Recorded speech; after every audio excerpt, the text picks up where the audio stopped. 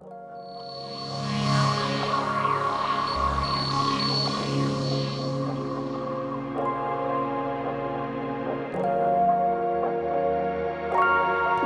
everybody, this is the Turtle Reads. I'm here with Melissa and Craig. I know we advertised having Janice on, but she got sick, so she's she can't sick. be in. Yeah. Sorry about that. But Craig, it's great to have you on again. Great to be back. For the Dark Tower, the especially. Preeminent gunslinger expert in Austin. You are. Yeah. Well, I was going to have trivia for you and Janice, but you can still do. You can do trivia with me. See how I do. Yeah. We just do trivia every time.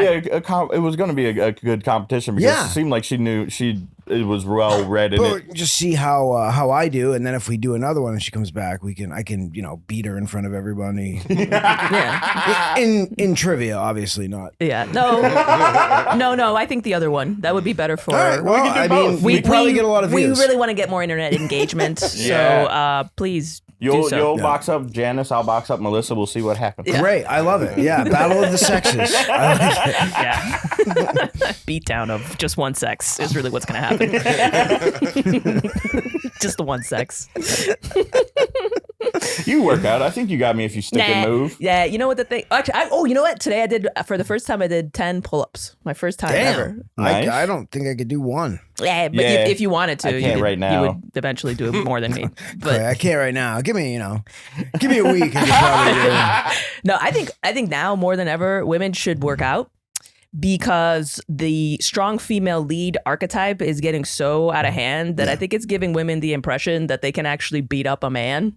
So I think they need to go try to do a couple things at the gym and then see that a teenage boy can do more. Yeah. No matter how strong you get, for them to realize that you should not try to kick a guy. This is not the movies. You're not Hannah. Yeah. They think that they can just, because you're seeing these chicks now and in the movies, and also the chick leads are assholes. They're awful, terrible people. Yeah. They're fucking, horrible. They suck. And it's like, is this what women want to be? You want to be a fucking, they're worse than what men were. Yeah. Right? And they're just these cold, robotic women. And then like the FBI paracords all around them and they kick all of them. You know what I mean? Just single-handedly kick the shit out of trained professionals, And this is going to give women just too much of a delusional concept of strength because women, sometimes it's because now I go to the gym, I see men and I'm like, yeah. It's like just a man who doesn't work out is stronger than me. You know what I mean? And it's fucking crazy.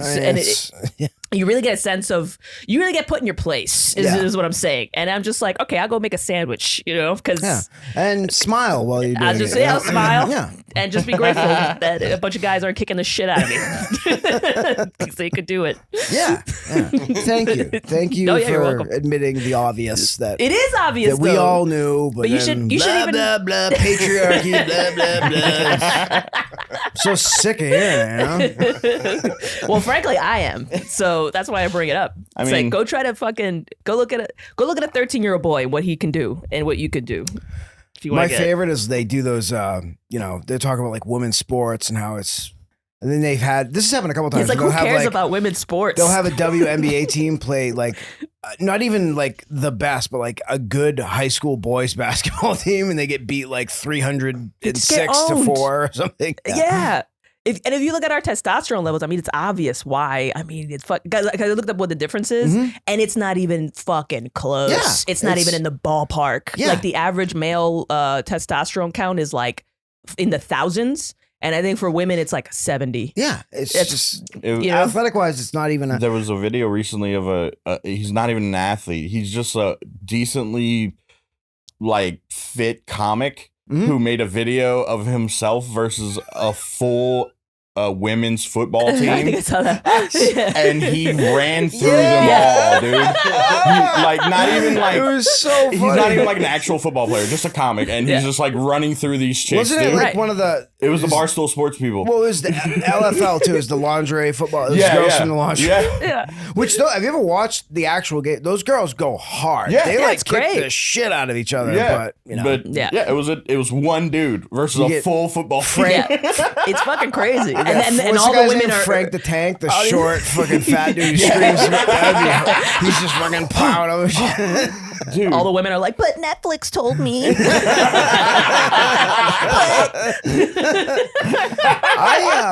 What was it? Was it Billie Jean King? Remember she had that famous, she played, there was a guy who was like, women can't compete with men at tennis. So they had like a celebrity match and she beat the shit out of him.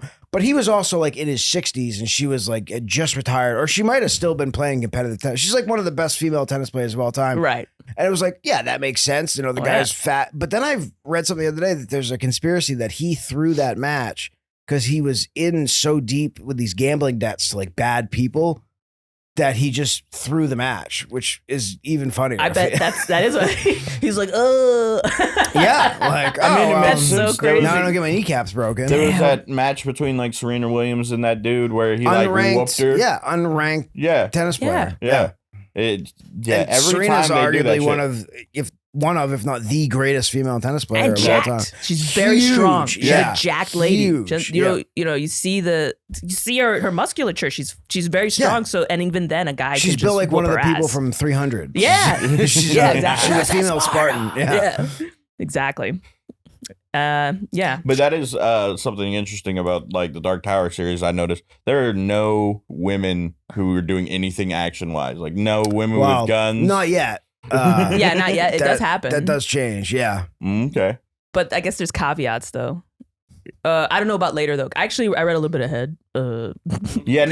She thought we were coming to the third book. She sent me a poster for the third because she got on her and Janice just kept on going. Which is the third one is The Wastelands, correct? Mm-hmm. Yeah. And I was like, well, I'm not that far yet. We're doing the first book. Yeah. Because I am. Well, actually, I think you meet one of the, because the quartet, which is the group, that comes in the second book. Like yeah, exactly. The drawing of the three. Drawing of the three, yeah.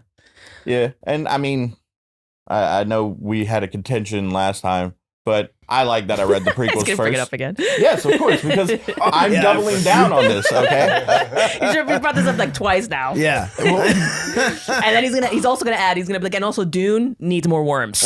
Okay, more worms. That's a separate issue. We'll talk about that later. Speaking of Dune, have you seen? Because you know how they did the popcorn boxes. Yes, we thought we've brought it up on the podcast. Sorry. Have you seen the shirts they have now that says "I'm just here to fuck the popcorn box"? Yes. Oh, we called it. So funny. We called it. Dude, that's so great. Awesome. But no, yeah, whenever I was reading through the Gunslinger, every time, like whenever they brought up Susan and Shimi and shit, like I was glad I had that context of reading the graphic novel because I feel like it got me to connect more with Roland and shit. And then yeah. But Janice and I hard disagree here. Yeah. Okay. What do you think this might be? This might have to do with Did you call him Janice? No. Janice, me and Min. Janice Min disagreed on that when she was here last time. Okay. Well, first of all, the graphic novel and the original novel, they deviate. They're not hard. deviate. I mean, they kind of split.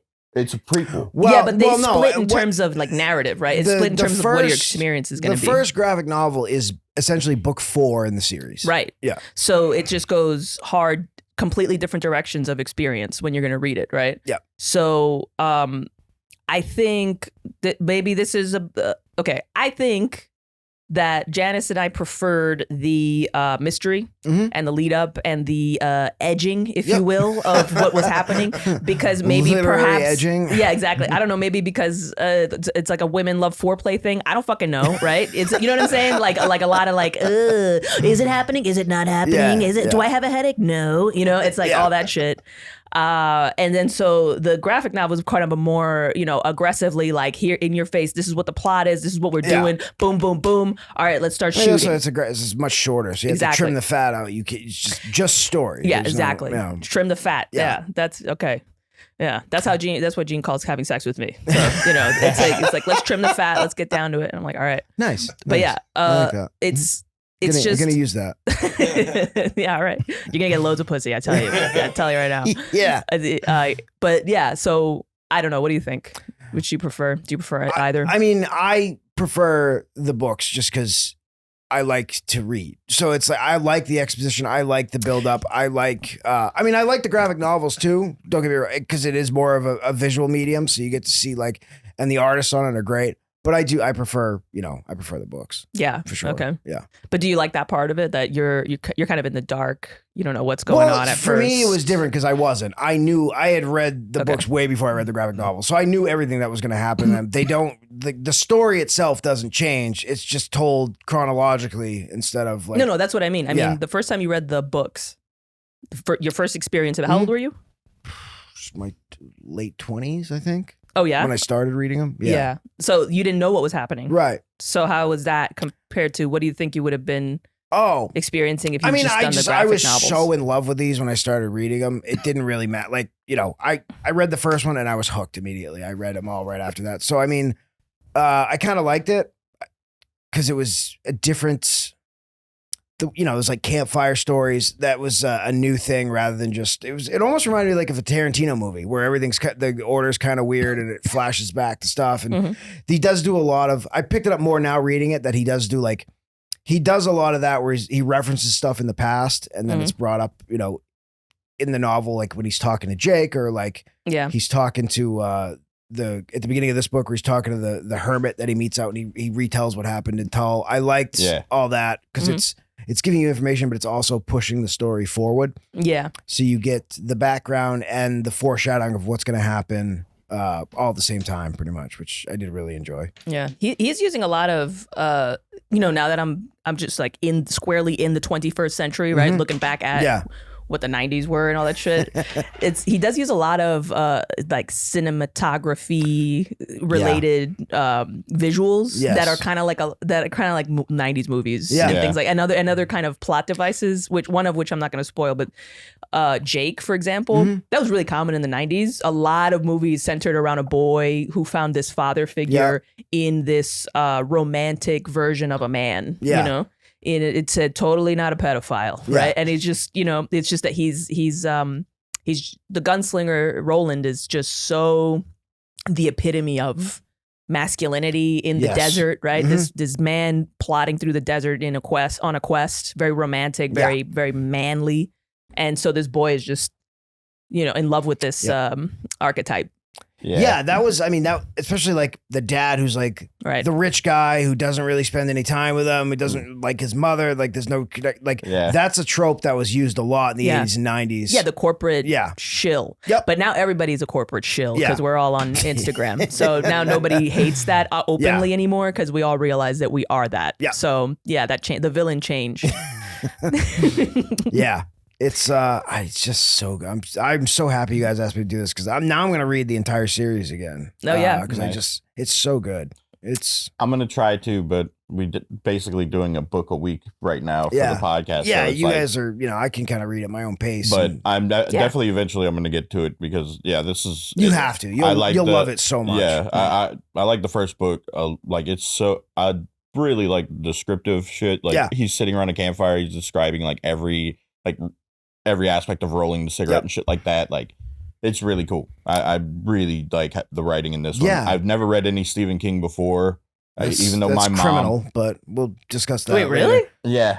I mean, he was so in the zeitgeist. Yeah. Well, I guess he was though. He isn't. He isn't now. I feel like it was just like a subconscious thing because my mom literally has like every Stephen King book except for The Dark Tower. That's a weird because my aunt she got me into Stephen King. She's like her whole life, and she's in her 60s, close to 70.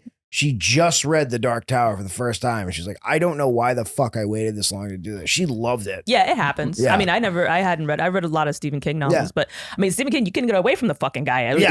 His novels were at every airport, every deli, every grocery store, all over the place, every pharmacy. And he's the best-selling author of all time. Conversion to movies, very high rate, right? Yeah. So I think he may have sold more, like combined, he may have sold more copies than the Bible, which is wild. They always say that though. They say that about a lot of people. They said that about J.K. Rowling. They said that about him. Really? Also, Terry Pratchett. Yeah. I think Terry Pratchett's the highest-selling author worldwide. I think all of them are claiming this thing, and I don't think it's true. I'm Team USA on that one. I think it's Stephen King. I think he might be there. I'm Team Discworld because that's 45 novels. How many books does Stephen King have? More than 40, way more than 45. Nah, Stephen King was really prolific. Yeah. I mean, that's why he was producing like 2 books a year for like 28 years or something crazy. Which is crazy. Insane. You ever try to write a book? It's fucking hard. Yeah. Yeah. They had a really funny interview with him and George R.R. Martin, who's notoriously super slow.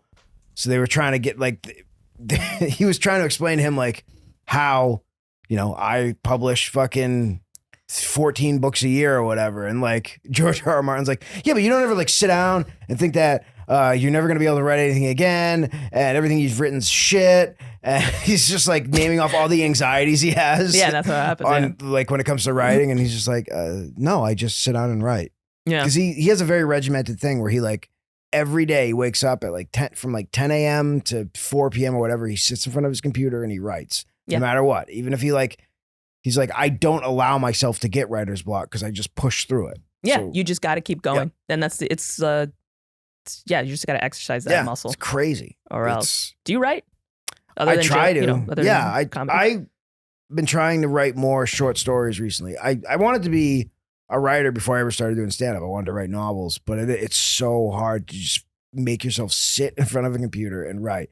Once you get going, it's fun. There. Yeah. But the actual act of like just doing it it sucks. Yeah. Like making yourself sit down and like, all right, here we go. I want to be a writer, and I recently actually found something that was like, holy fuck, I never thought I'd see this again. I had a 7-day stint in the psych ward back in Abbeville whenever I lived there, and I'd written like a whole like idea for a screenplay on the back of my psych ward handbook. Holy shit. That's fucking creepy. You just imagine Clay just rocking back and forth in a fucking psych ward. Robe. And he's just like, you got no more napkins? I need another napkin. Doesn't even And then remember the what guy the fuck turned into a bat. And brilliance. Yeah. Well, like it's drawn on the walls. We have paper. They weren't supposed to give me a pen, first of all. He's writing it in his blood. Yeah, I'll just write it in my blood. He's taking period blood from some crazy bitch, just using her like a quill. He's like, dipping his fingers in. Yeah. This will be my masterpiece. But like 2 days in, like I couldn't smoke any weed because I was in a psych ward. So the weed in my system kind of left, and I had the most vivid dream of my life. The dreams. That happened to me when I started smoking weed for the longest time. I still remember, and like I felt the girl in my dream hug me. It was that vivid. Yeah. Like it was so wild, and that's in the screenplay, the dream and everything. Well, you've sent me some of the stuff that you've written, and it's good. You should keep writing it. You sent me. It was a decent. I mean, it was like 50-something pages. I think it was a lot of the novel it was a series, right? Yeah. It was a 3-part short story series. Yeah. It was really good. You should definitely keep doing that. Fuck yeah. Yeah. We should do an episode on it. Yeah. Oh, all right. Yes. Yeah. We're doing it. That means yes. Yeah. Yeah. Okay, this was when I was 24. This was like 7 years ago. Stop qualifying it. We're doing it. Yeah. It's definitely some young adult novel shit. Let me Who tell you cares? something. I'm going to tell you something right now. A genre on it. You have 4 months. You got 4 months to go edit it if you want to, or whatever the fuck. Look it over, right? Whatever you want to do. I have had a few people edit it. Technically, I have the copyright on it already. Yeah. I did the copyright for it. It's all ready to be published, but yeah. But you're if you feel like you need to change the thing, tweak it, whatever the fuck, right? Jesus Christ. But you way to make him feel comfortable. 4 Yeah, I months. know, No, right? I'm saying it like that because you're dumb. It's probably great, right? We could just read it. But if you want to, I'm pretty sure I've sent it to you. maybe I don't know if once it's out of my vision, my line of vision, I forget everything. But that's why I keep all my tabs open. But yeah, I do. I have to. That's the only way I can think. I realized keep track of shit. Yeah. I noticed it from cooking because I spread everything out, and it's not like a mise-en scene. It's a fucking mess. Okay, it's just kind of like, what is the shit that I need to grab at some point? And it's the same thing with the tabs open on my computer and everything. I just need to have it there as a reference point. Otherwise, I'll just forget it completely. I do have 60 tabs open on Google, 60 tabs open on Brave browser, and then like 5 open on the Google browser. Because there's some stuff that I just don't want Google to be tracking. Most of my shit I do. I don't want Google to be tracking. But looking up restaurants, I'll be like, I'll use Google. Yeah. Dude, what are we gonna do about these fucking tech companies? No, dude. Google is actually going under. No way. No, for no real. way. You know what's probably Like five of their shareholders sold their stock because they're all the top heads at Google right now are saying they're already being outdone as a search engine by AI. All the AI programs, people just go to the AI thing and be like, "Hey, what is blah blah blah." That's bad though. That's just not. Yeah, good. but they also are creating their own AI, which I'm sure will be. It's horrible. No, Gemini, Google Gemini, that was an entire racist fucking thing. Dude, it was hilarious. People were going on Google Gemini and being like, "Show me the founding fathers," and it was 4 black dudes. Yeah. Even World War II soldiers. There was like an Asian lady in a Nazi helmet. It was so weird. Is it too? They're just trying to be too woke and inclusive. Yeah. Oh, okay. Well, it's not a true AI. It's not truly searching the internet. Yeah, it's but just it could also be fucking with us, which is very funny. If like AI is trolling us, that's pretty awesome. If it's so advanced, it makes itself look like it's not advanced. Was Google the one that the engineer came out and said it's already sentient? Like it's already. Yeah, I think so. Yeah, but it's already reached a singularity, but it's hiding it from us, which is, I suppose, that's so fucking terrifying. Yeah, but people can say that. There's different. Well, of course. I mean, you could say anything, but I mean, it sounds like that could be something that if it's bringing up Asian lady Nazis just to fuck with us. Nah, that's pretty awesome. They add those weights and biases in the programming. You know, if you look at one of the guys that is one of the heads of the development team for Google AI on Twitter, you'll know why it came out like that, because he's just extremely woke, very, very much into just and also all it's of the pulling all its information from that guy. And I mean, it's pulling it from everyone, but if that is a very prevalent ideology, then that would make sense that's... Yeah, well, a lot of Silicon Valley executives and developers and things like that, and just corporate culture in general has a very obvious bias to... They're giant pussies. They are. And we used to call it PC culture, now we call it woke culture. Whatever the fuck you call it, right? It's the same thing. It's just they're trying to cover their asses and minimize liability, right? So then they create this fucking inhuman set of standards for speech, and they act like it's virtuous, but it's not. Pictures now of the. You should. They're hilarious. It's so fucking funny, dude. Yeah, that's awesome. I never heard that. Yeah, fucking, of course there was a backlash. Immediately they pulled that. Wow. They pulled the whole art portion off. Like they're like, okay, we're not doing art for a while. You can still ask your questions, but we're not going to do images. We're going to shelve that.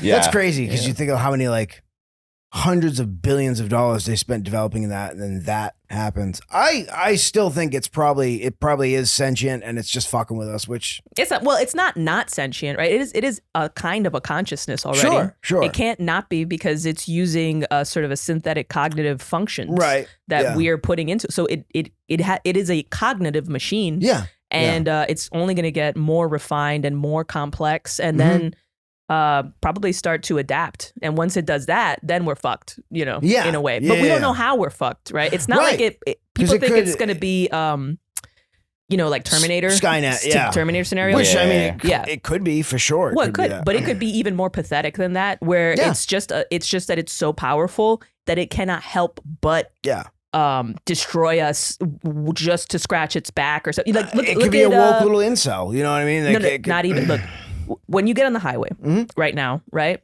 and you drive really fast, what's hitting your windshield?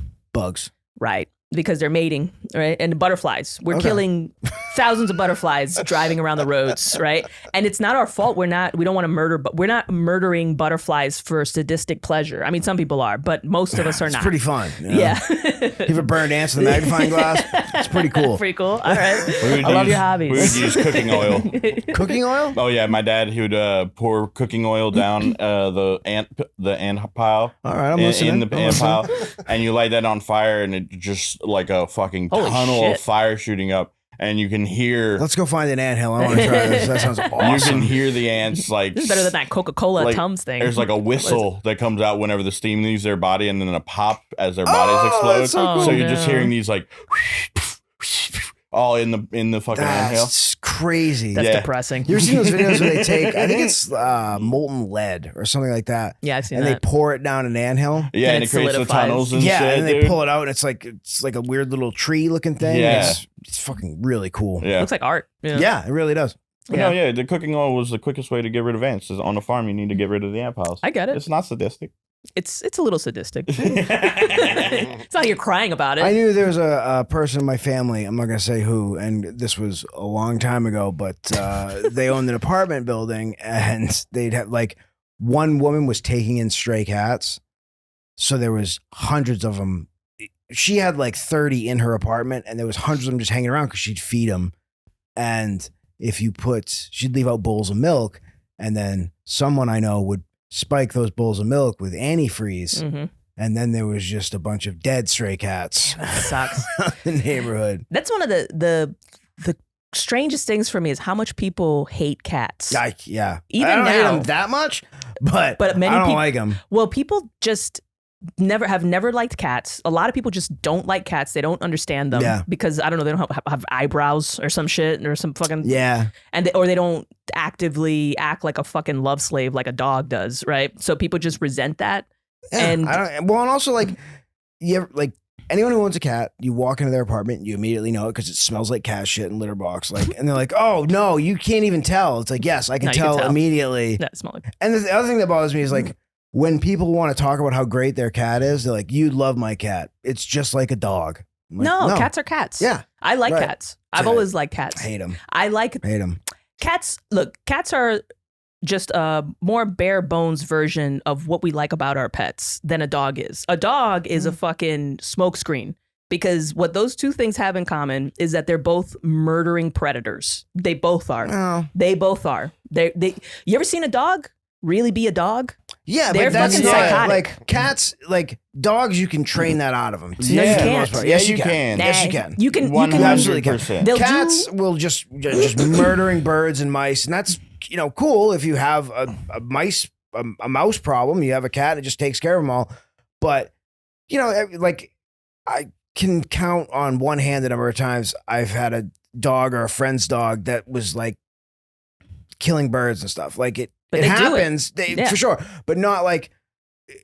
Cats is just fucking deeply ingrained in their DNA. They Yeah, but never so what? stop. They're supposed to be that. I'm not saying there's anything wrong with it, but Just I'm just because saying I'm not. a dog is a retarded wolf, right? And so you've made dogs into this lesser dog is version a of companion. themselves. Yeah, sure. Yeah. Yeah, it For is. sure, 100%. Retards are companions. They can be. They're people too, you know that? You can be friends with them. They're nice. They like cake. know. They're great. So it's not a problem to be that You way. ever see what they do to puppies? It's not great. Will you ever see what dogs do to puppies? You know, some dogs, like pit bulls or something like that. You know what I mean? I have a pit bull Dogs who's- are not nice. Yes, they Dogs, are. they're What? not. They No, are. now They're you're just not being nice. crazy. Yes, they Dogs love us. Yeah. They are human fanatics. Yeah. And it's just something that evolved over millennia just as a result of just evolution and domestication and all that stuff, right? But that's genetic, right? It's not they are compelled to be that way towards us. So they'll do whatever it takes to make us happy. So they'll let us train them. Wait a minute. And then that's fine, right? But most people don't even have their dogs trained as well as they think they do. I used to walk dogs for a long time, and dogs will do whatever the fuck they think that their owners want from them. Yeah. But the minute those people are gone, those dogs act up, and then you got to keep an eye on them because they don't give a fuck about you. You're transient, right? Well, you're that's just crazy. They you're for sure give a stand-up fuck comic. about you. But They don't care. They'll yes, they do. Every time. we had my dad's dog, Justice. My dad could train animals really well. Like The dog's name was Justice. yeah, she was the best pit bull in the world. Literally, he trained her as a cattle dog. Was he a Texas Ranger as well? She.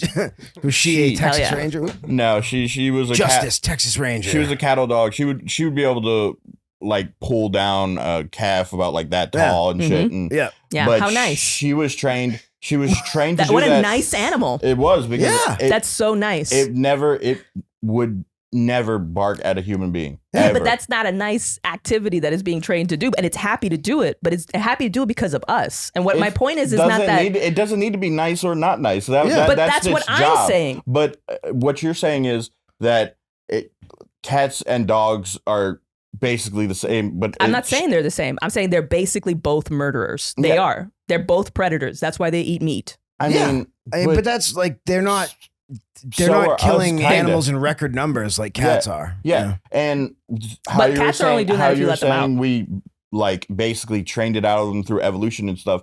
We also like did the evolution thing with cats by making bigger cats and the smaller house cats. Yeah. And then still no, we didn't really actually do that. Those cats were kind of that size from the beginning. They came from the Middle East and then they spread worldwide. They were always pretty small. But we definitely bred them in different ways to make them more Are cats like dogs in the way you can't argue that because if you look at cats, they mostly basically look the same. The only ones that are different now, that's more recent. That's those really weird, like the hairless ones. Oh, they're so hairless, disgusting. or the ones with the stunted, so gross. stunted arms, or the ones with the clipped ears. Siamese cats and all that kind of shit. But they're all fundamentally cats in a way that dogs are not fundamentally dogs, right? Dogs can go from like Chihuahua to gigantic, right? Yeah, like they can all breed with each other. Yeah, are cats like that too? Can different but we don't have different species of cats breed with.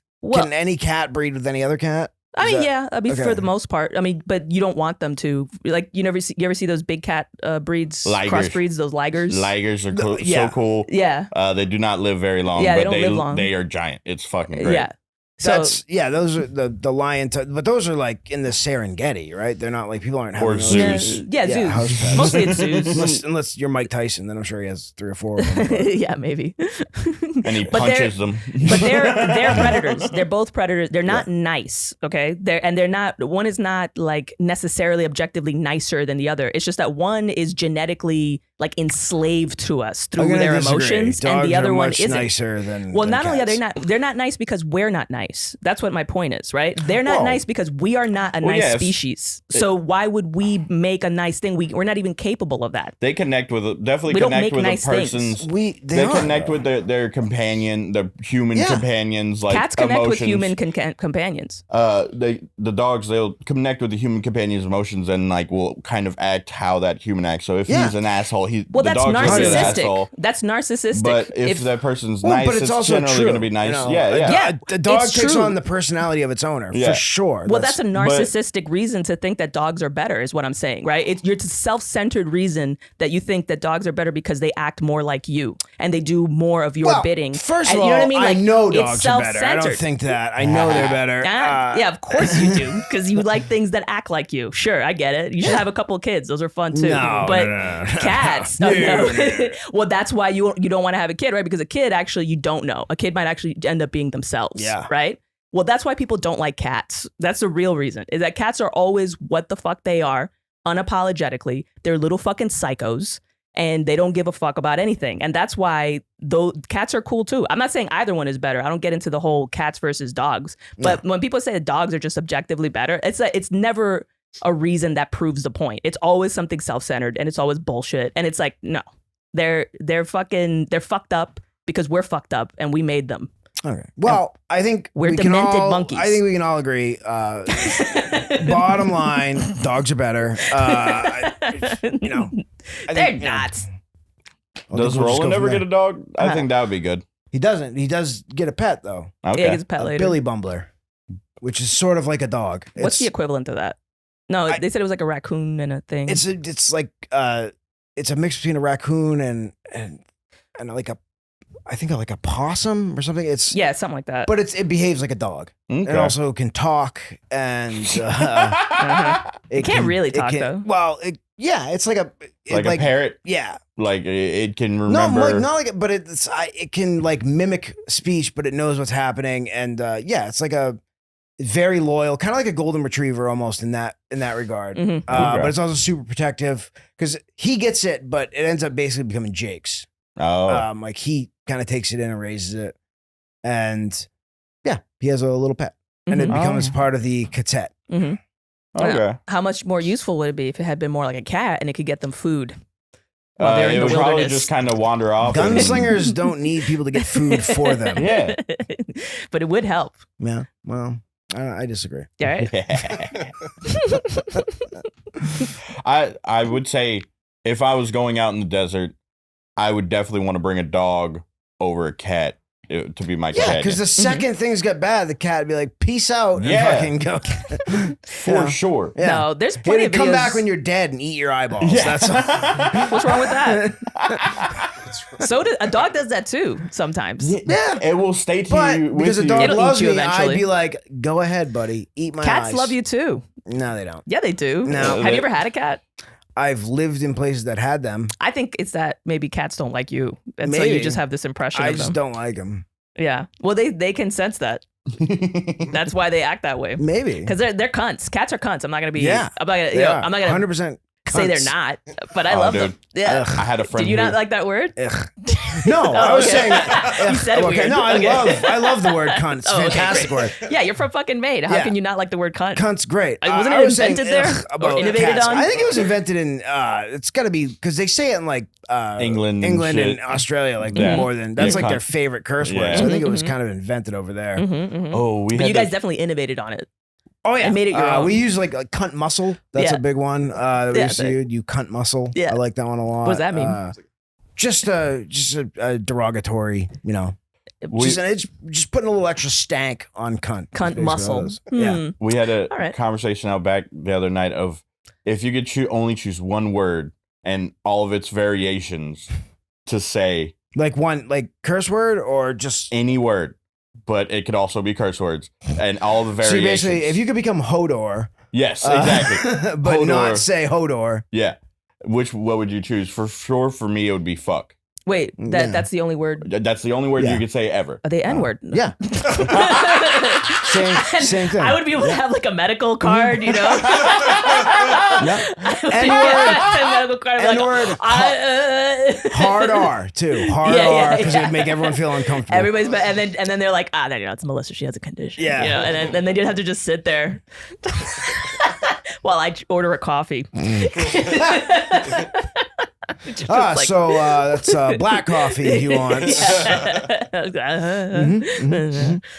a great answer. I'm surprised Yeah. none of the comics I was having that discussion with came up with that Yeah. answer. They wanted to say You it. beat me They're to just it, but afraid to. I was thinking the same thing. Really? Yeah. Oh, man. 100%. Yep. All right. Very nice.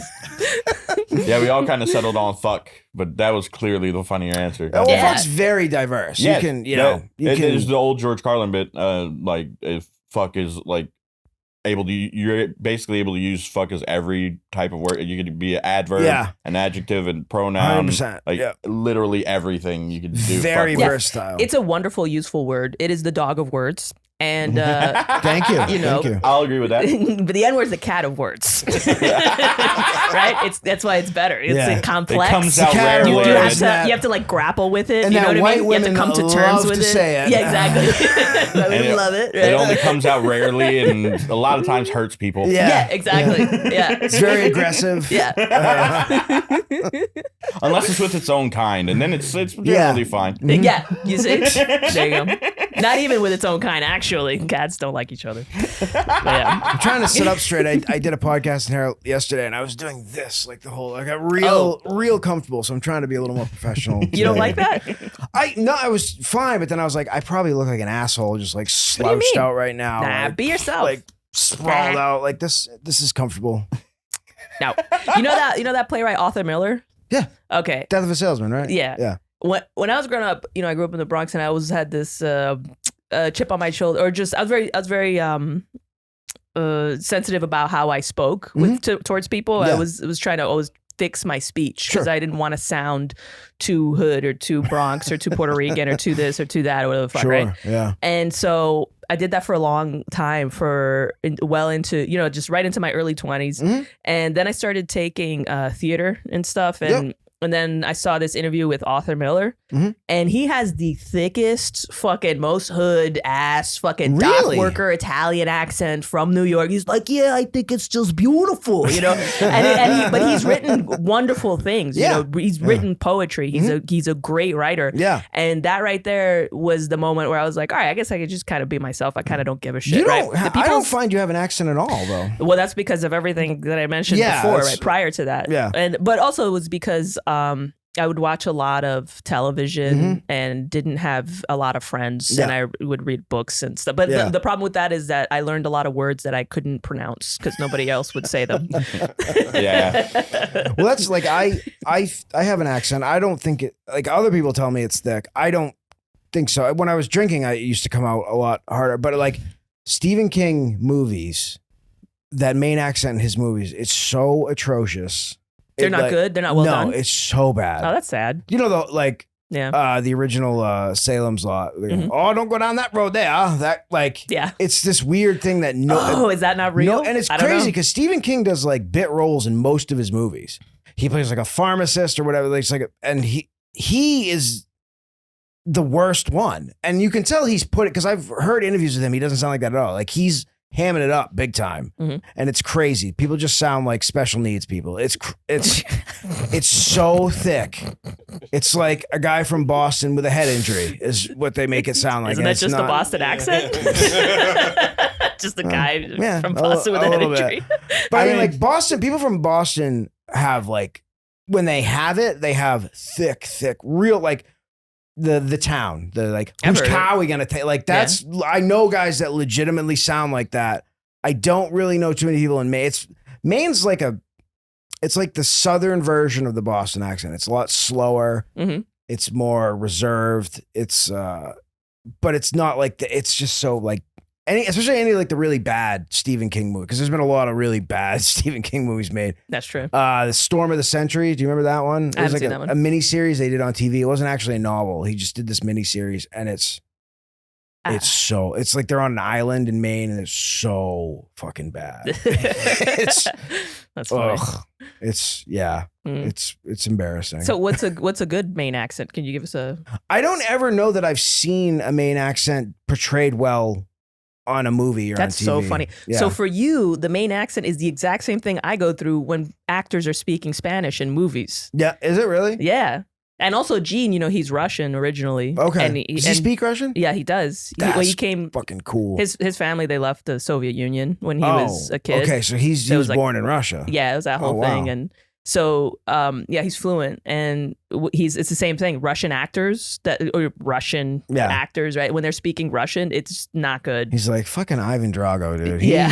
What is this? It's just the worst. So I guess you go through the same thing. Yeah. Well, it's weird because I haven't had a ton of conversations with Gene, but I never noticed that he had an accent either. I don't either. Does that happen with you with like a Louisiana accent? Do you speak Creole? No. I mean, Chudum. No, like. Although in your defense, I don't think anyone speaks Creole. I think that shit's made up on the spot. No, there's. That's like a challenge. There is Cajun French. There's like a whole subsection of French that's Cajun French. It's French Canadian too. But no, I don't have a like. For some reason, my subconscious like blocked out like having a Cajun accent altogether, even though I grew up thick around it. Yeah, and like. Honestly, I can't name a movie where I was or a TV show where I was like, that's a really good like that. What dude, about the Waterboy? That was pretty. Yeah, what about that guy? That one guy in the Waterboy. Basically, holy man, that guy in the Waterboy. Basically, if you're Cajun, it just meant you were a retard. Yeah, it did. One of his eyes was pointing. I think that's the Waterboy and just life in general. I think is what that is, right? I don't think. But no, I've never. I don't see too many Nobel Peace Prizes or like big academic. I don't know that there's that many Rhodes scholars who came out of. No, we just. Oh my God! We just have some of the Rhodes scholars eating gumbo. Defend your people. We just have some of the highest paid petroleum engineers in the country and shit. That's all. Yeah, there you go. Was that people making the real fucking money? Was that supposed to be a brag? We just got some high paid engineers. No big deal. I mean, they're illiterate. Yeah, major engineering like things of like offshore oil rigs and shit like that. Like that takes a lot of intelligence to do. Well, yeah. Anyway, I don't want to. Cajun people are retarded. Fuck it. Yeah, I don't give a fuck. They don't have a calculator dystrophy or whatever the fuck you got. Dyscalculia. No, but I knew Gene was Russian, but I didn't know he like came from Russia. Now, like, because I'm still thinking back to if you had a hood accent, this podcast would be so fucking crazy. Oh, it'd be so much fun. I would love to do an episode with you doing a hood accent. I'll try to do a Cajun accent, like and then we'll have Dostoevsky and a thick and then we'll accent. have Gene come in and just speak Russian, and we act like we know what he's saying, just like a. What, so people listening could just feel like they're going insane? Yes, Out of their fucking that would be minds. hilarious. Great. Okay, we'll talk about it. Boy, I tell you what, the brothers Karazimov, that shit is off the hook. And then he's just like, I can't even do a Russian. Yeah, that. I don't talk like I'm from a different world, like the fucking the show. After everything he says, Gene just goes, if he dies, he dies. Bro. Bro, this book is sick, bro. Let's smoke a hookah. I lived in Sheepshead Bay for a while. He has to come in a tracksuit. Did you meet him? He already does. Did you meet him in New York? Have you not noticed the Adidas? Did you meet him in New York? Yeah. Because there's a lot of Russians in, like, there's a lot of Russian communities, right? Yeah.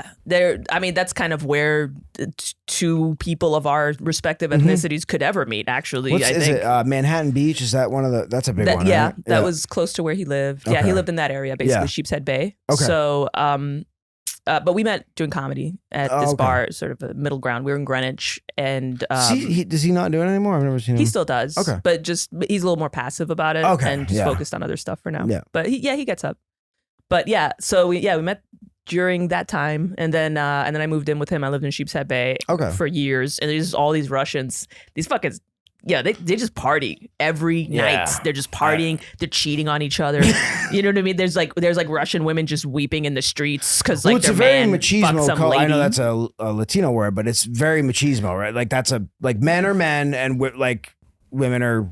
Like, you know, it's like 1950s kind of they're very gender dainty roles. And, but they're also because of that, the women have very high standards, right? You got to be driving a certain kind of car. Yeah. I think what is it for Russians? They got like a Lexus or some other shit. I forgot what it is. Damn, I wish Gene was here. But but they all kind of dress themselves Russian up. women are beautiful. Yeah, they're very manicured. Yeah. They really pay attention to their appearance, right? They're very pretty. They stay thin and trim, and and so that's why men can. Well, and I don't know a ton of Russians, but I've never seen like a fat slob Russian guy. They're all like pretty. I've seen a couple of those. Really? Yeah. I mean, I've like seen in those. movies and like when they're doing like Russian mafia and stuff, you see, but like in person, I've never met one they're all like in pretty good shape. They all dress nice. We actually, they all do one gymnastics. One of my cousins is Russian on my dad's side. Yeah. And he came through to Louisiana once to eat some Cajun food and shit. Oh boy, that's a culture shock. Oh yeah, dude. It was his wild. fucking Because, asshole. like, dude, I mean, he was like in a nice suit and shit, but he was a bigger dude, like kind of fat and slobby. His kids. There's just a bunch of clays walking around, cracking open crawfish heads and sucking the juice out. No, but so my dad is like pretty intimidating dude. Always wears a cowboy outfit with cowboy hat and shit. And all of us knew not to touch his cowboy hat. You don't touch his cowboy hat, he will smack you across the head. Don't touch a man's cowboy hat. Legit. These Russian kids did not give two fucks. Yeah. They ran over, jumped up, grabbed the hat off my dad's head and started running around. And I was like, dude, I would have been like smashed into a wall. And these kids are like, you gotta catch them first. Yeah. They Well, do, yeah. they do gymnastics. They They're do. doing back They handsprings train when out of they're it. just like flipping away through the crawfish farm. You know, They're doing just that. fucking What's swinging. the one with the twirly thing? The baton They're twirl. doing that, like running away from them. Like, taunting them, like, come and get me. Come and get me. Spasiba. Yeah, dude. But here's the one thing, though. Here's a caveat, right? Russians, they get like the women. They look the way they do until they turn 40. And then they it's just explode. Then they become babushkas. That's you know? like they're like little ones you see in movies and cartoons. They're like Right. pushing a cart. And Yeah. They weigh like 600 pounds. They or all whatever. turn into that. Okay. Yeah. And because in Sheepshead Bay, I saw a lot of them. So it just goes from like really trim, hot little number, right? Yeah. And then just like, hello, you know? And as soon as menopause hits, it's all over. Yeah. Why these fish smell like my son? actually, there's a good, in American Gods, the TV show, they have a good representation of that with the Furies. The three chicks. Yeah, There's yes. one like really young hot one. Oh, There's yeah. one like Yeah. middle, like I remember that. middle-aged, kind of okay, and then the older lady who's just like hunched over cooking and shit, and it's like, yep, that's the 3 stages of Russian lady. Or even Asian lady, right? That's kind of also a thing. I think with Asian women, they're also very attractive, and then they just turn into those old ladies with those plaid shopping bags just all over the place, which is just filled with bingo supplies. That's all it is. It's just for them to go play bingo. Or just cans. They collect cans like nobody's business. In New York, I don't know. I'm almost thinking that they're kidnapped or something, because in New York, I swear to God, like at 2, 3 in the morning, you see these old fucking Asian ladies, and they're just rifling through all the trash and just taking the cans and throwing it into a truck. And then there's just fucking like there's some Albanian back there, and you know what I mean? And he's just like, keep it coming, you know. And they're just like, at that point, they're too old to sex traffic, but you still got to earn your keep. So yeah, they got to make the money somehow. Yeah, I guess so. No, yeah, we can't show your cans, so you got to collect them now. That's the plight of women everywhere. Yeah, show your cans or fucking pick some up, bitch. Get it moving. Because yeah. We haven't talked about the book at all, really. Oh, yes. Yeah, we did. Right. We talked about it, if he had a dog. We talked about one thing I did want to know. That is not enough, Clay. He's like, dude, we totally talked about the book. Yeah, we talked about if he had a dog, which he doesn't. So technically, we still did not even talk about the book. He did have a pet. We were talking about hypothetically if he had a dog. No, yeah, he not a dog, but he had a hawk. The hawk was great. There you go. But no, he has like apparently like a raccoon possum. That's thing. later. Yeah. The one we're talking about is this is basically the Gunslinger. Yeah. This is Gunslinger, but the world's moved on, which is going to happen with us with AI. Mm-hmm. Yeah. For real. Yeah. So he says that he took Martin, the man in black. He says he took Martin's soul. Mm-hmm. Is he just Martin Broadcloak as Walter O'Dim or some shit? Don't tell me. I don't want to hear this shit. I can tell you, but it will spoil some stuff. No, then don't spoil it. I figured it was kind of. I will tell you, this won't spoil anything. Because that's what I figured. Have you guys read The Stand? No. Have you seen the miniseries or anything? No, I've heard a lot about it. I want to. Well, the character Randall Flagg, who's the bad guy in The Stand, he's basically supposed to be like Satan. He is Martin and Walter O'Dim. It's the same character. Because once you read more, you learn it. Stephen King, the worlds he created all bleed in together. So this one has connections with Lovecraft did that. 50 other books that he's written. He brings in characters from. It's really cool. If you're familiar with Stephen King canon, it's like there's so many Easter eggs in this. It's crazy. Why, you've told me that before. That's why I figured it's like, these people are kind of all the same person, and that's how he was able to like. Whenever he goes to different worlds, it's probably different personas. Slightly different. You know what I mean? Like they travel to different worlds. So like whenever he goes even to in this one, it talks Jake about Chambers, they're singing Beatles songs. They're talking about like Roman and Greek gods. So like there's stuff that overlaps. Yeah, one of the main songs that's the piano player is playing is "Hey Jude." Yeah, but then there's all like phrases that at one point he says, "Knock yourself out." He's like, I don't know what that means. Yeah, there's stuff, it's certain things that don't transfer over, and then weird ones that do, like "Hey Jude." It's really cool. And then the kid Jake, whenever he comes over, he slowly starts forgetting shit, but also like random shit will pop into his head. Yeah. So it's like, because it's like his brain's existing in 2 worlds at the same time. So it's like that happens later on with other characters, and it almost drives a few of them insane because you have these memories. Because it's kind of like the multiverse theory where there's a version of you that exists in every single one. So once these people go to a different realm, they're existing as that new person, but also as the old person as well. So it fucks with their head really bad. Okay. Yeah, I did a good bit of research because whenever I find out about like some kind of world, I try to figure out the world building and all that kind of shit. Do they ever explain about like the 4 beasts of the Dark Tower and shit? Oh, there's more than 4, and yes, that gets explained. Okay, I'm not gonna spoil it. That's why I asked if they ever explain it. I wasn't gonna ask what it is, but no, like they talk like the Great Bear, that stuff you're talking. Yeah. Damn it. Yeah, They talk Don't about worry, it's I'm not gonna cover my ruining. ears, guys. You've read it, haven't you? Like they. Yeah, you're up to No. like book Yeah. 3 or whatever Relax. the fuck. Chill You're acting out. like a real cat. But that's right it. now. Still doesn't. I am a cat. It's You mean a still, real cat person right now, Melissa? I like being a cat person. You know that stuff from the graphic novel though, but no, that's not in the I novels. just did side research because I wanted to know about It's in the end of this book. They talk about the Shardik, right? Is the one they talk about in this one? maybe a little bit. Because there's the way that the tower, like, this is not spoiling anything, so calm down. Thank you. Like the dark tower's in the middle, and they have these beams that, like, the path of the beam they talk about, and it goes through. So there's like the tower, and then there's a beam that goes through, let's say north south.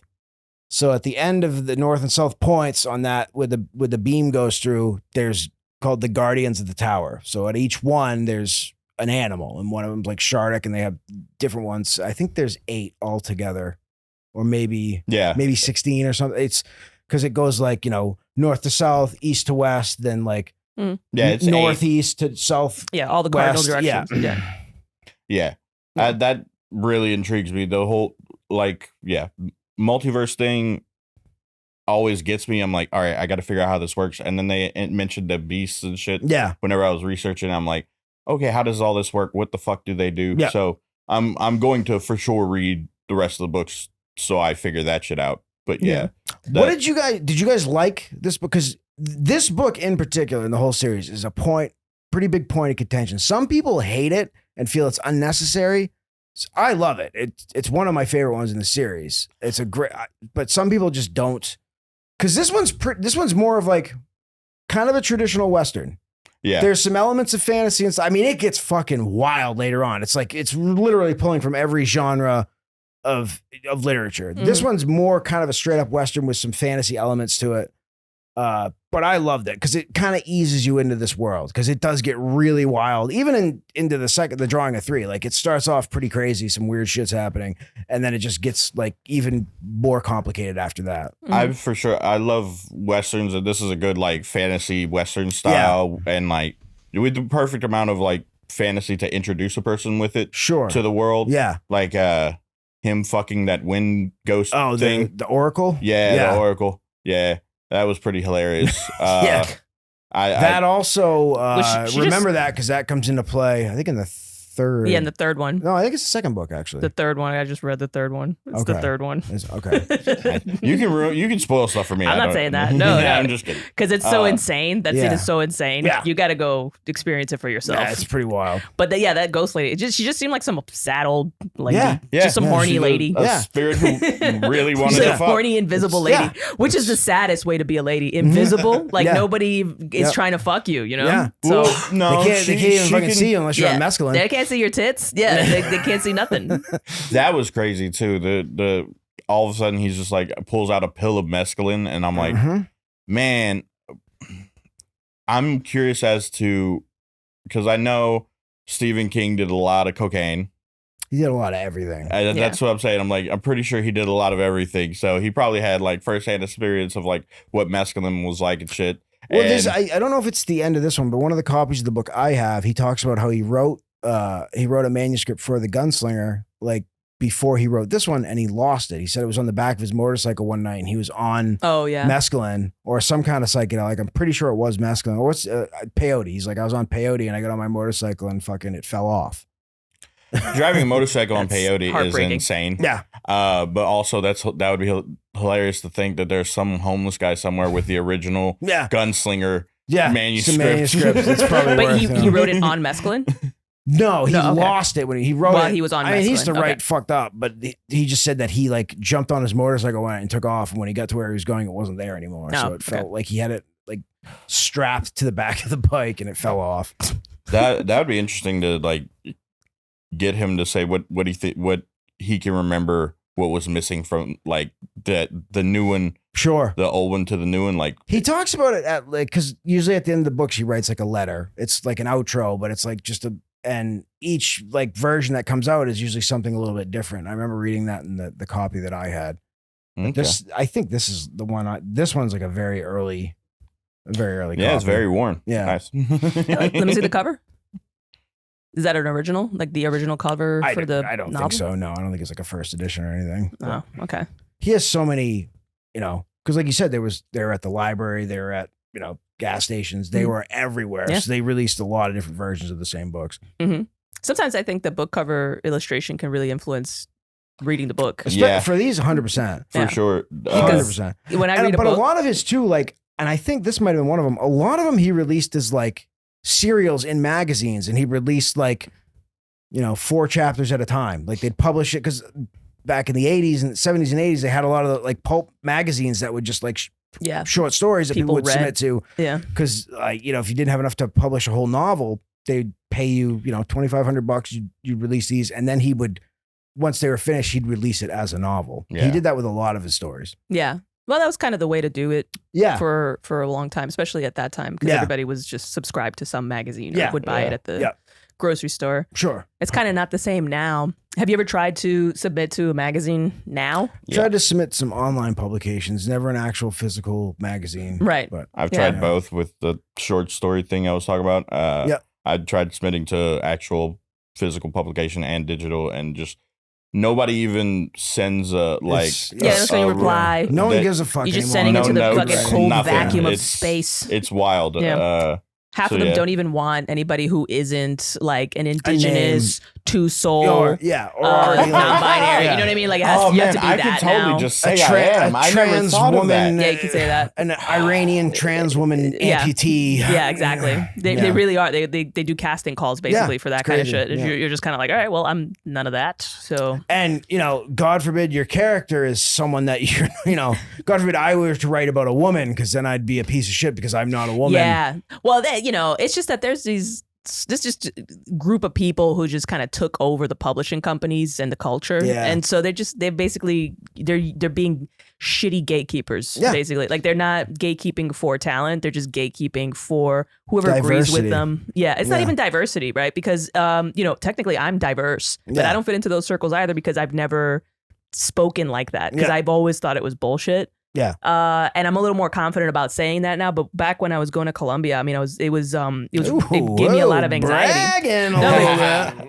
I'm only saying it because it was happening at the time. At the time I was at Columbia specifically, that was when it really kicked off, and shit was just so crazy. What You year couldn't was that? say anything. It was like 2010 to 2013, and that's when it first started, where nobody even knew what the fuck was going on yet or anything like that, and it was just all this tension, and you're like, am I hurting people? Like, what the fuck is going on right now, right? Yeah. And you're just kind of like upset all the time because you're like, I'm just being honest, right? Yeah. And it's like it's just it was insane. And so even from that point, I was a little less confident about it. I'm a little more confident now in saying what I think is bullshit about that whole thing. And it's just, I mean, it's pretty clear that all those people that I went to school with, have graduated, and they all went into those spaces, and all of these stupid little cunts are there, and they suck. Like, they suck as people, you know? They're smarmy, arrogant, ignorant, actually. Yeah. And just so myopic. And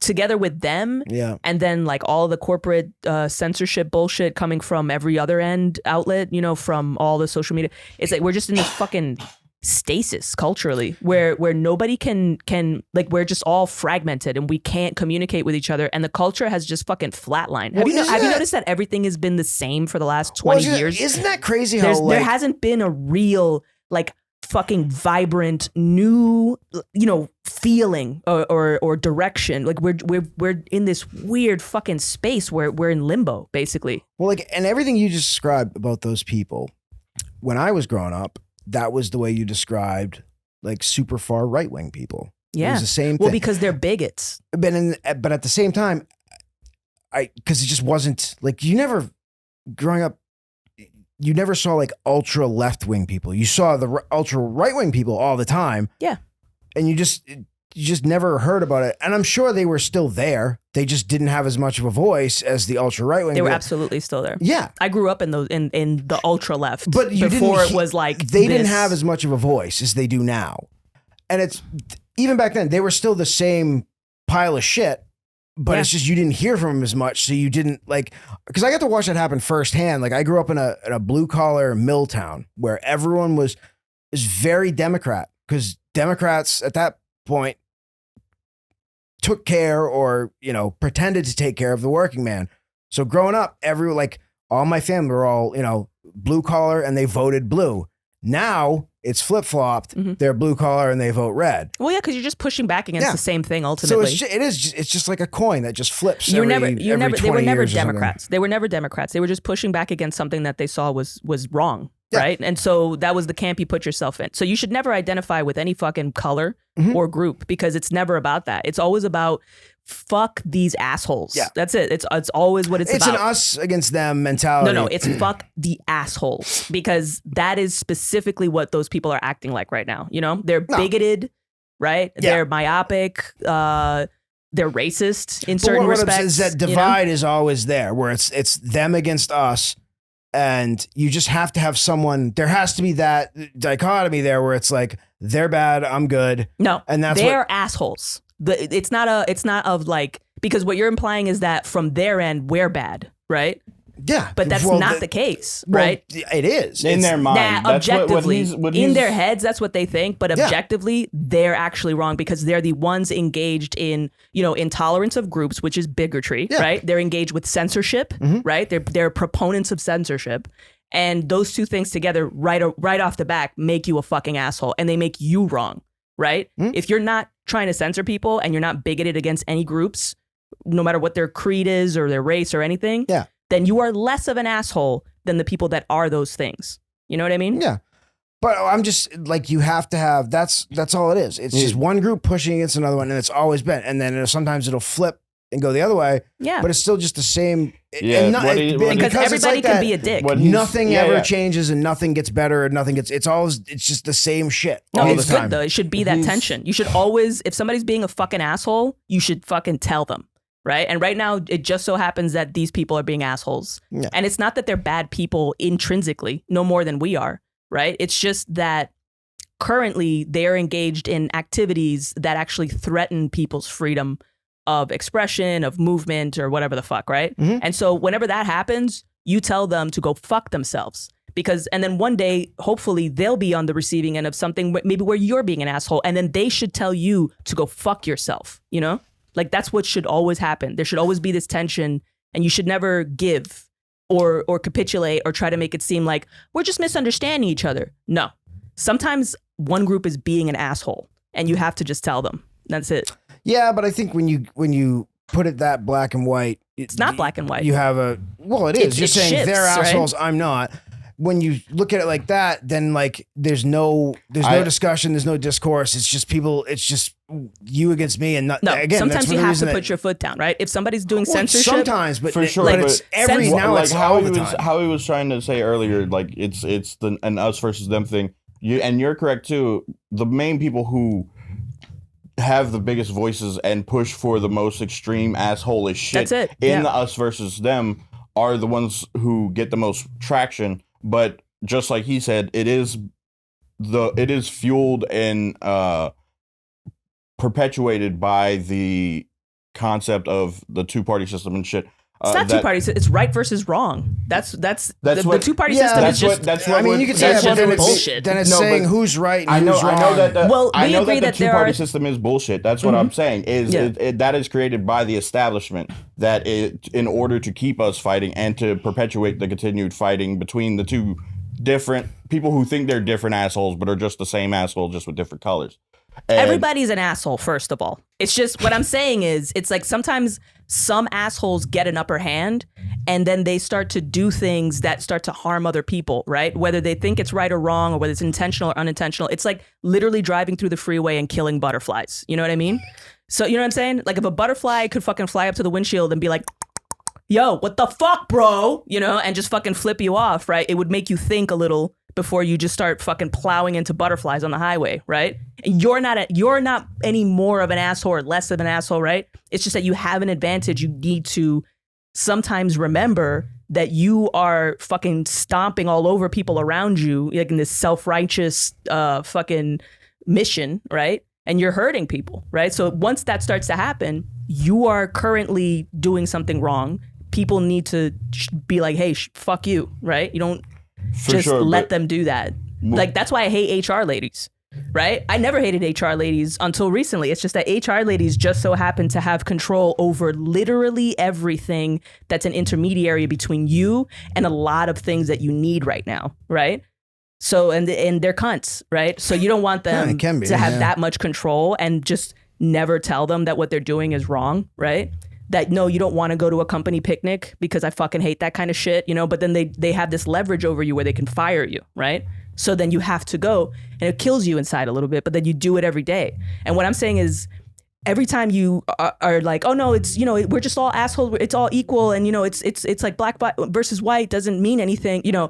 But when you do that, and then you kind of sacrifice your own integrity to capitulate to that idea, like you kill yourself inside a little bit just to do that, to get along, to do what exactly? To just let it keep happening more and more? Well, no, you could push it against the whole thing from the outside. Like most of the people who aren't in the asshole space of like, oh, I'm a Democrat or I'm a Republican and trying to push their asshole agenda and shit.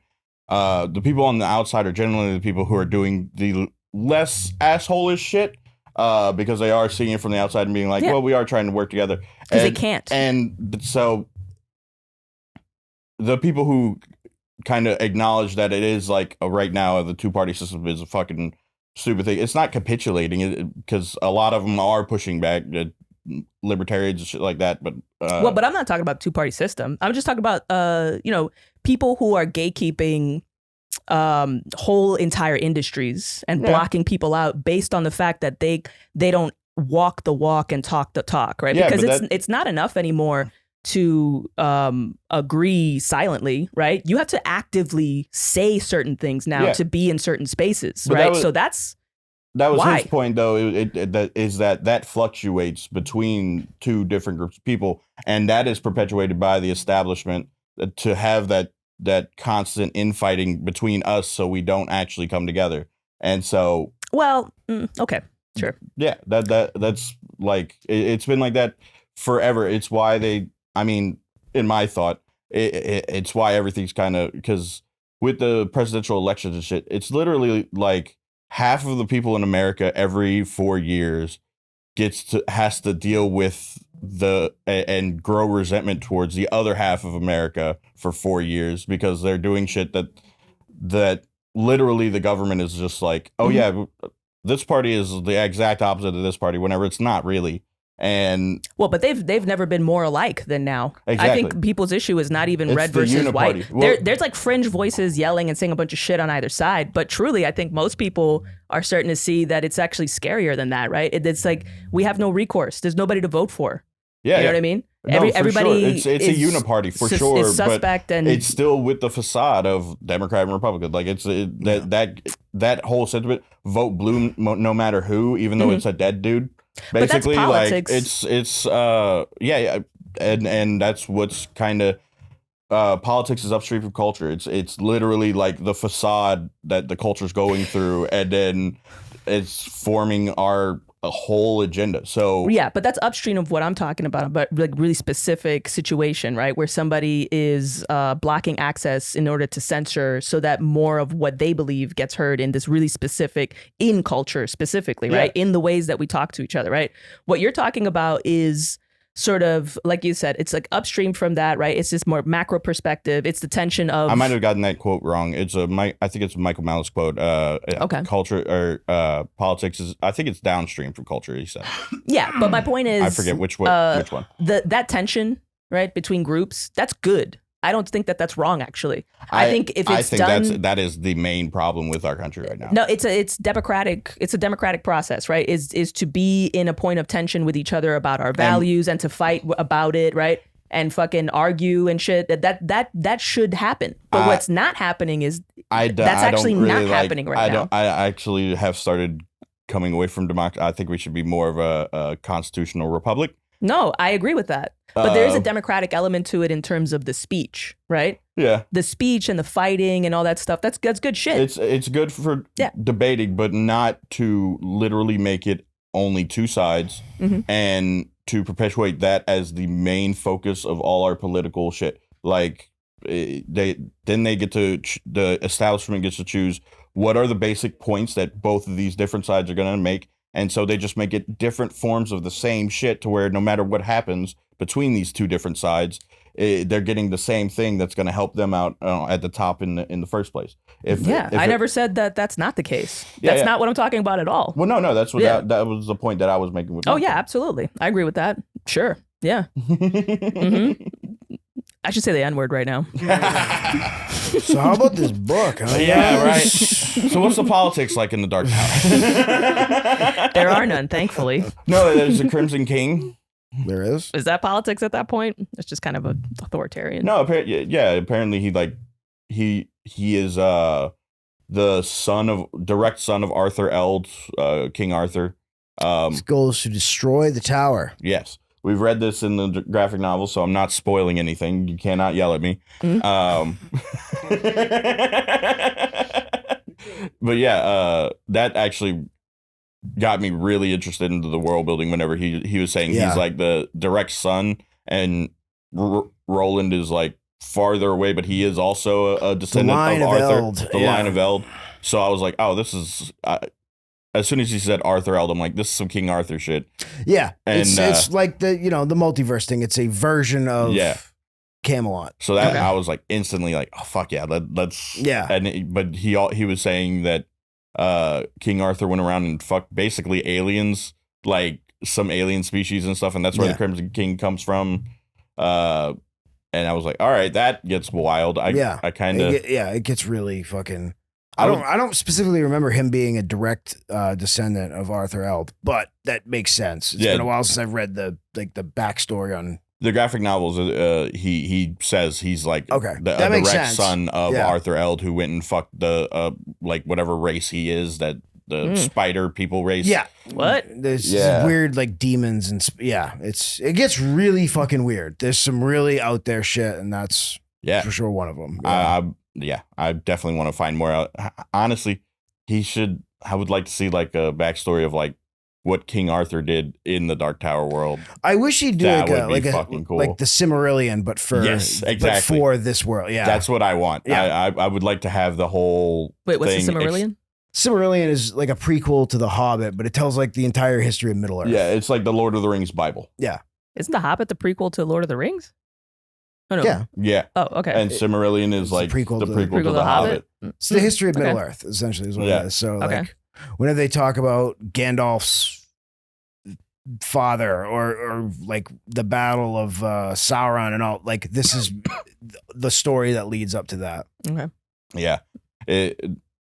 Stephen Colbert talks about it a lot, and whenever I hear Lord of the Rings nerds like bring up the Silmarillion, I'm like, okay, you're basically doing mythology within a fake story. Yeah. It's crazy. It's insanely in depth. Yeah. And it's written, it's not like a full narrative like The Hobbit and Lord of the Rings are novels. This is like, it's written as like a history text. Yeah. Apparently he made the Elvish language in the Silmarillion. He created two, I think he also did he created 2 full languages and then like parts of 5 or 6 other languages. Yeah. Okay. That's insane. I love world building, but I'm that's too much. Far away from making a whole nother language. There's also people who speak fluent Elvish. Yeah, it's crazy.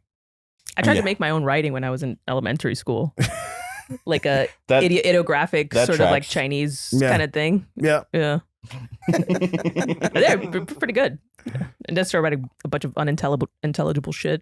I always thought it was interesting with twins who like have like a twin language, like a language that they only speak together. Yeah. I thought that would be cool to have with just like a random friend. Like just a good best friend who like y'all could talk and like literally you're the only people who know what you're saying. That was supposed to be Pig Latin, basically. Yeah. Yep. Girls do that a lot. They'll do Pig Latin at each other in high school. God dang it. Yeah, I used to be able to do that really quick, like say sentences on the fly in Pig Latin. I would have to think about it now. You could? Yeah. What did you take the first letter, put it at the end, and then add A? Yeah. The first syllable, right? Or is it the first letter? I thought it was A. You add like the A sound, however you would say it. So it's like shit. Igane. Yeah.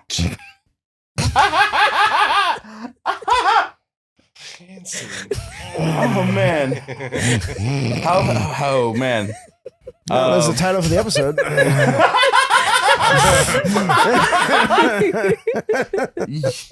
Oh man.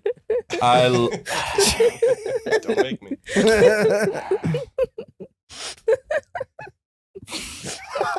God dang it. I'm not opposed to it, but also, man, that might not work. I don't know. Let's talk about it after. All right. Whether that will be the name of the episode. But yeah. Fuck. Sorry. Hard to follow that one up. So this has been Turtle Read. Yeah, I think actually we are we We've running been on going time. for a while, haven't we? Yeah, we have. Yeah. It's been like All right. 30. Yeah, well, we will end on that. Thank y'all, We'll everybody, come for to a watching. screeching halt on that. No, not screeching. It was a quick, really big pop, and then it's like a cat coming in with a dead bird. yeah, Right. Just it was give great. it, laying it at your feet. It was great. Just looking at you. All right, It was get it out of here. awesome. It was awesome to have you on, Craig. It was Great to be here, as always. It was great to talk more Dark Tower with you. Yeah, I'm sorry we couldn't have the fourth person have that. No, but doesn't bother me. I yeah. get to talk more that way. more stage time for Craig. Yeah, exactly. Yeah, thanks for doing it. Would you be down to come back for another one? I'll do all of these with you guys if you want. Just give me enough time to read the book. Yeah. Fuck Yeah. it. Cool. All All right.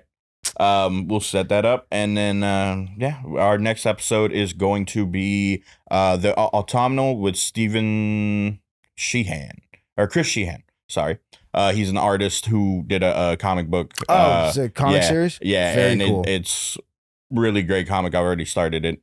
So that'll be the next episode. And anything you want to plug, Craig? No. No. All right. No, I got some show. I'm going on the road a little bit this summer, but Oh yeah, Nice. you're going to Maine, like Maine To with Maine. Mike Eaton. Yep. I'm doing Yeah, New dude. Mexico. Fuck yeah. Doing a bunch of shows throughout New England. So that'll Sweet. be, but that's not till like June. So All right. Well, if any of our fans are retarded people in Maine, go check out Mike Eaton and Craig Fergola. You say retarded? Yeah. I'm just being stupid. I'm trying to be funny. June 29th at Empire Comedy Club. Any retarded people up north, I guess, you want to come check it out? He meant people with a Maine accent. That's what he meant. Yes. He just use forgot. promo code retarded, and you won't get any money off, but it'll be funny. So We could have a laugh. We could have a laugh. All right. Well, this has been great. Thank you, Melissa. Thank you, Clay. All right. Later, everybody. Thanks, Craig. Bye. Bye.